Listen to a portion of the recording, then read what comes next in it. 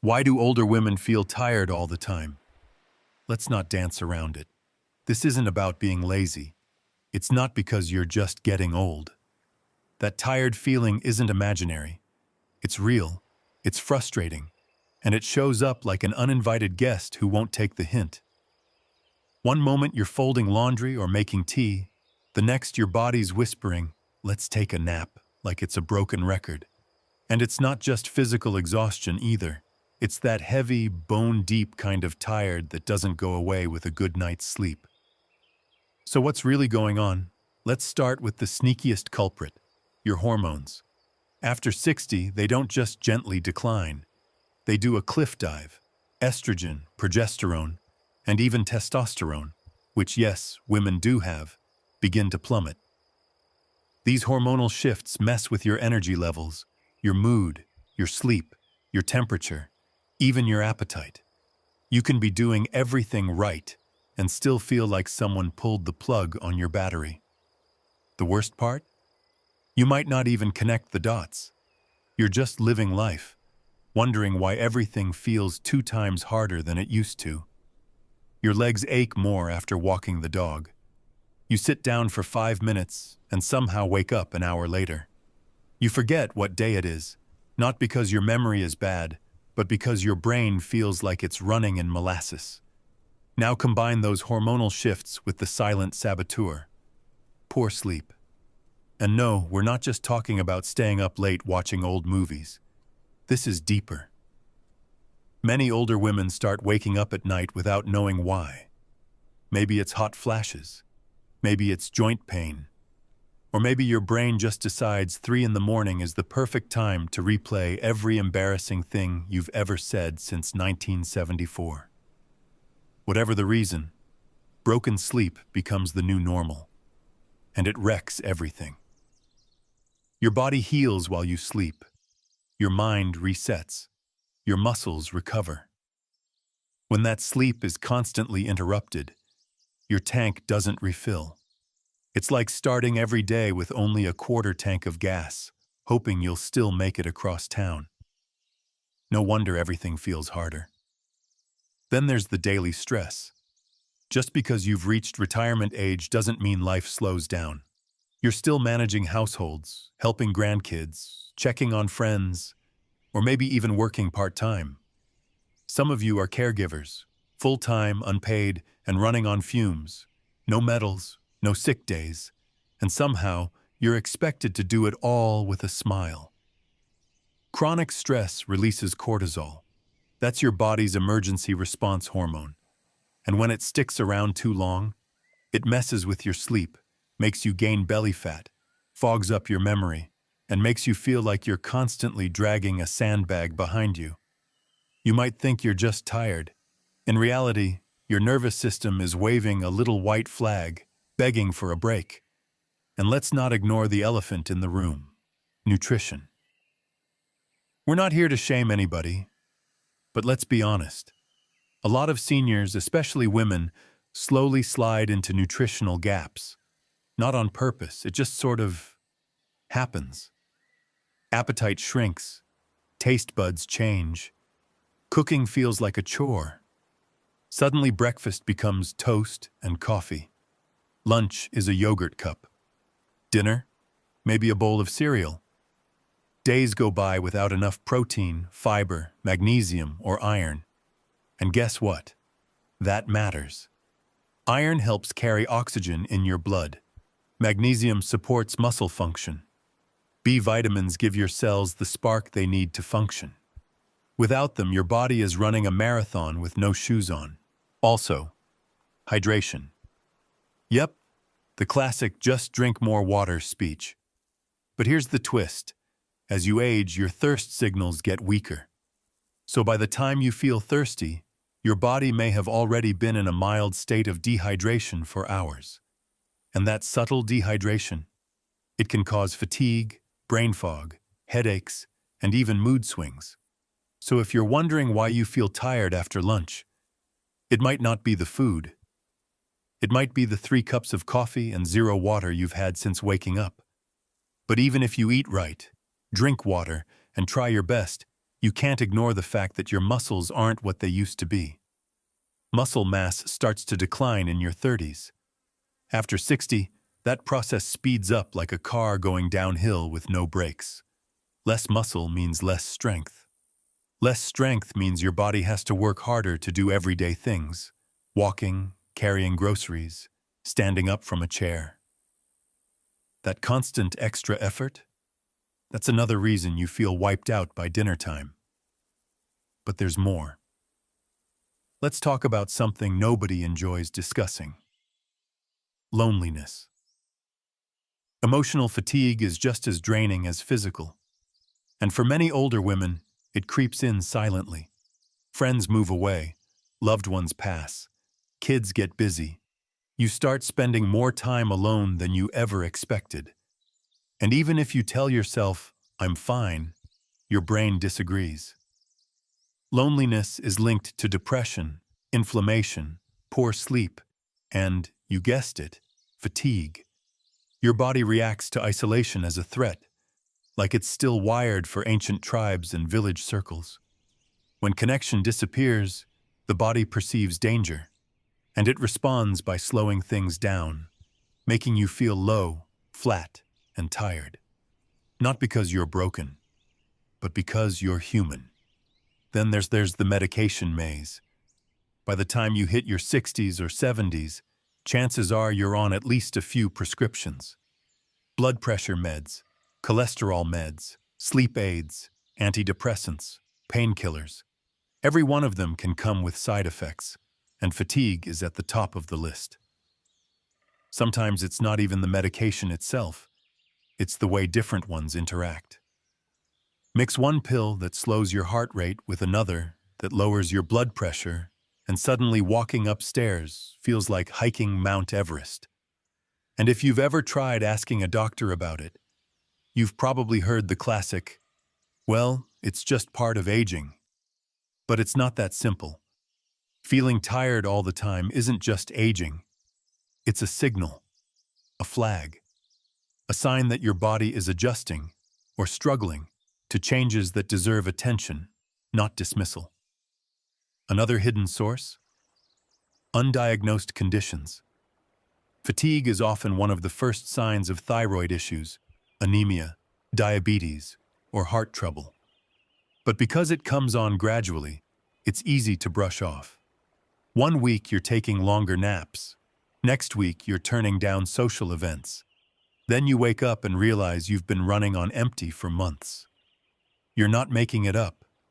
You're not imagining it. And you're certainly not alone. Let's pause on that for a second, because a lot of women think they're the only one. They look around at others and think, "Why can she garden for 3 hours while I need a break after 30 minutes?" But energy doesn't come from willpower. It comes from balance between hormones, muscles, sleep, nutrients, emotions, and yes, rest. And sometimes, even rest becomes complicated, because rest isn't just sitting down. True rest means allowing yourself to stop, to say no, to put yourself on the calendar next to all the other things you prioritize. How many times have you ignored your own exhaustion just to finish a chore that could have waited? How many times have you felt guilty for resting? That guilt? It's exhausting too. So no, you're not tired all the time because you're lazy. You're tired because your body has been through decades of work, physical, emotional, hormonal, and mental. And the wear and tear has added up. That doesn't mean you have to live in exhaustion forever. But it does mean your energy is asking for help. Your fatigue is a message, not a failure. It's saying something needs to change. Something needs support. And once you start listening, not brushing it off or blaming yourself, you can begin to shift that tired story into something better. So, what can you actually do about all this? If your body is whispering, or let's be honest, shouting for help, how do you begin to listen in a way that truly makes a difference? First, start by reevaluating your sleep like it's your most valuable possession. Because it is. And this isn't about going to bed earlier. It's about treating your sleep like it deserves protection. That means cutting out screen time an hour before bed. That means turning off those crime shows that leave your heart racing. It means keeping your room dark and cool and giving yourself time to wind down, like a plane descending, not crash landing. If you're waking up in the middle of the night, keep a glass of water near your bed. Keep the lights low if you have to get up, and try not to look at the clock. Clock watching only adds stress, and stress is sleep's worst enemy. Now, let's talk movement. Not exercise, not workouts, just movement. Gentle, daily motion that reminds your muscles they still matter. Think about walking, stretching, tai chi, chair yoga. Even dancing in the kitchen for 5 minutes counts. The goal isn't six-pack abs.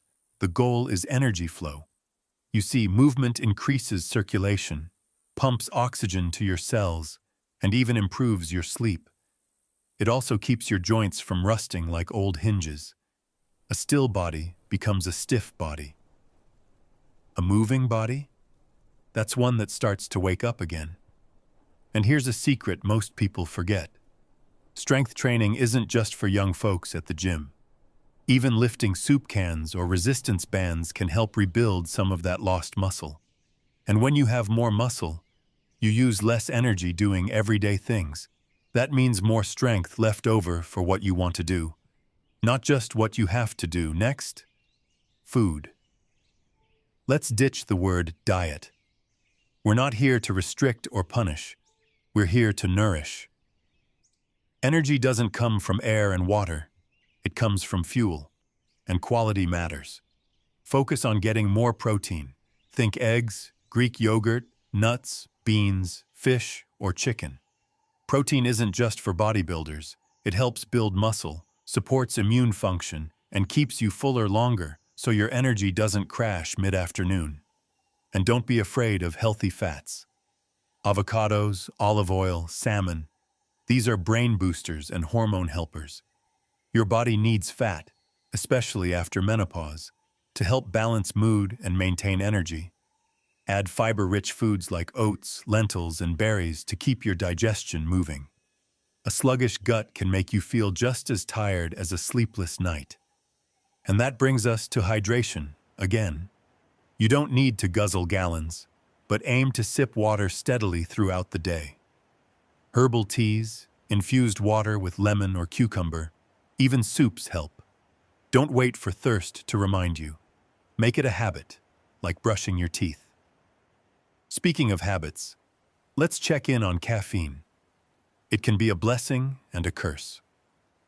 That morning coffee might feel like life support, but too much caffeine, especially in the afternoon, can mess with your sleep without you realizing it. If you need a boost later in the day, try a brisk walk, a glass of cold water, or even a power nap. Just don't let that late cup of coffee sabotage your night. Let's pivot to another energy drainer that often hides in plain sight. Clutter. Not just physical clutter, but mental clutter. When your environment is messy, your brain has to work harder to process everything. That means more fatigue, even if you haven't moved an inch. Start with small wins.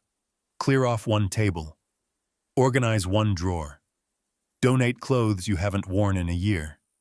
Every small act of order can free up a little mental space. Less visual noise equals more mental peace. More peace means less stress. And less stress, more energy. Now, onto the heart of it all, your emotions. We touched on loneliness before, but let's go deeper. Joy is energizing. Isolation is not. So how do you find connection again when the world feels more distant than it used to? Start with something simple. Call an old friend. Join a group, even if it's virtual at first.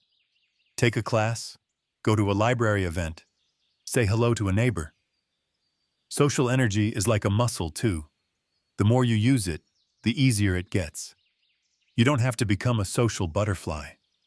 You just need one or two genuine connections.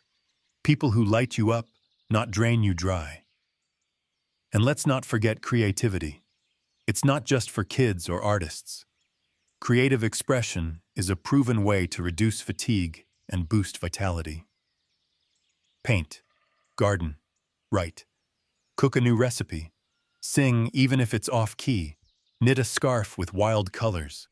Creativity is your soul reminding you that you're still alive, still curious, still capable of delight. But here's the twist. Sometimes tiredness isn't about doing less. Sometimes it's about doing more of what actually makes you feel alive. Remember, not all tired is created equal. There's body tired, there's brain tired, there's soul tired. Each one needs a different kind of care. Body tired needs rest, movement, and nourishment. Brain tired needs clarity, hydration, and stimulation. Soul tired? That needs meaning, connection, purpose. Ask yourself, when was the last time I felt inspired? Not just content, but excited to do something. When was the last time I laughed so hard I had to sit down, or felt proud of something I made, fixed, or gave? Those feelings aren't reserved for youth. They're your human birthright at every age. Let's go back to something you probably hear too often. You're just getting older. But let's reframe that. Aging isn't a curse. It's a shift. It's not about decline. It's about adaptation. Yes, things change. But change isn't failure. Change is movement. And movement is life. So if you feel tired all the time, it's not because you're broken. It's because your body is asking for a new rhythm, a new routine, a softer way of living with just as much heart. Let's add one more piece to this puzzle. Medical checkups. Not the rushed 10-minute kind. Real, in-depth conversations. Ask about your thyroid. Ask about vitamin D. Ask about iron, B12, magnesium, and inflammation.